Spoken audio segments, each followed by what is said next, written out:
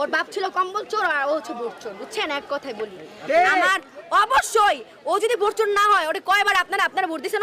ওরে ভোট দিছেন? কয়জন বুকে হাত দিয়ে বলতে পারবে যে আজকে আমি শেখ হাসিনার ভোট দিছি? ওরে আমরা একবার বসাইছি, আর ও কত বছর ধরে বসে আছে।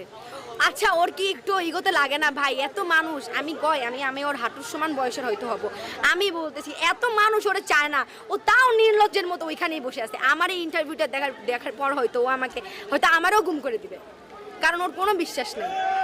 ওর পুরো ফ্যামিলি হচ্ছে একজন ব্রিটিশ, একজন আমেরিকান, একজন খ্রিস্টান।